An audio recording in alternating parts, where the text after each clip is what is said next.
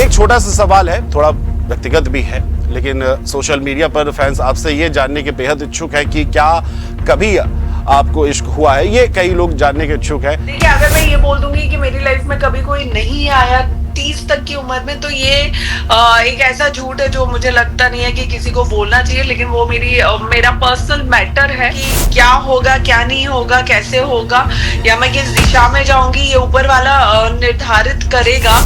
लेकिन मेरे लिए मेन उद्देश्य, मेन मुद्दा ये है कि मैं उस किसी भी दिशा में जाऊं, किसी भी जगह पे पहुंचूं। मेरा जो मेन टारगेट है कि मैं धर्म के रास्ते पे आगे बढ़ना चाहती हूँ, युवाओं को धर्म से, संस्कृति से जोड़ना चाहती हूँ और हमारे धर्म की विशेषताएं लोगों तक पहुंचाना चाहती हूँ। तो मैं धर्म के लिए ही आगे काम करती रहूं। एक छोटा सा सवाल है, थोड़ा व्यक्तिगत भी है, लेकिन सोशल मीडिया पर फैंस आपसे ये जानने के बेहद इच्छुक है कि क्या कभी आपको इश्क हुआ है। ये कई लोग जानने के इच्छुक है आगे अब आपका क्या प्लान रहेगा।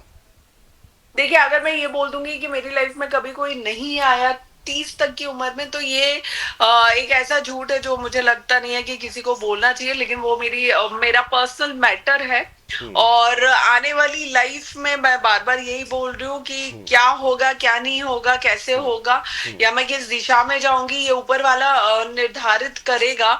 लेकिन मेरे लिए मेन उद्देश्य, मेन मुद्दा ये है कि मैं उस किसी भी दिशा में जाऊं, किसी भी जगह पे पहुंचूं। मेरा जो मेन टारगेट है कि मैं धर्म के रास्ते पे आगे बढ़ना चाहती हूँ, युवाओं को धर्म से, संस्कृति से जोड़ना चाहती हूँ और हमारे धर्म की विशेषताएं लोगों तक पहुंचाना चाहती हूँ। तो मैं धर्म के लिए ही आगे काम करती रहूं।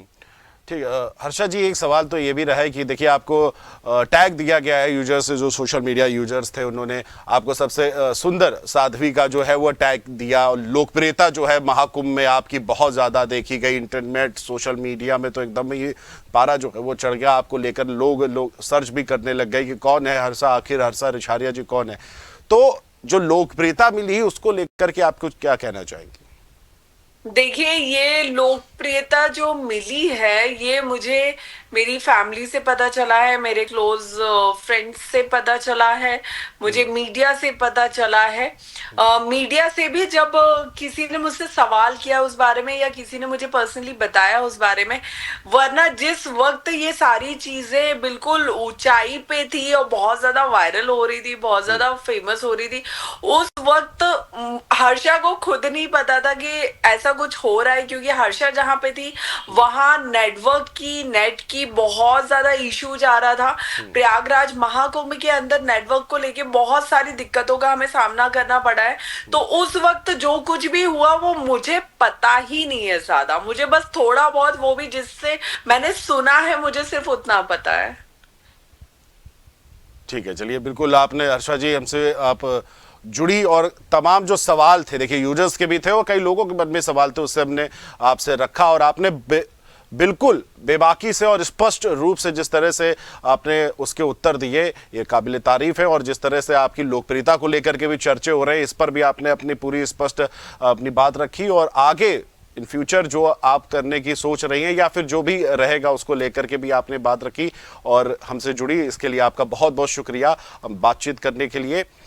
तो हर्षा रिछारिया जी हमसे जुड़ी हुई थी, उनसे बातचीत हुई तमाम पहलुओं को लेकर के। महाकुंभ में जिस तरह से उनकी अलौकिक, महाकुंभ में जिस तरह से उनकी लोकप्रियता जो देखने को मिली, उसको लेकर के भी बातचीत थी। और जिस तरह से तमाम प्रश्न जो थे वो भी हमने रखे उनके सामने, और जिस तरह से उन्होंने अपना वक्तव्य किया कि उनको तमगा जो है वो सोशल मीडिया द्वारा दिया गया था। उनको भी हालांकि जानकारी नहीं हुई थी, बाद में हुई थी, क्योंकि वो उस समय जहाँ थी वो वहाँ पे नहीं था। और देखिए, जो कई लोग साध्वी जो बोलते थे कि वो साध्वी हैं, उन्होंने कह दिया कि हाँ मैं साध्वी नहीं हूँ। उन्होंने सीधे सीधे इस चीज़ को लेकर के अपनी बात जो है वो रखी है।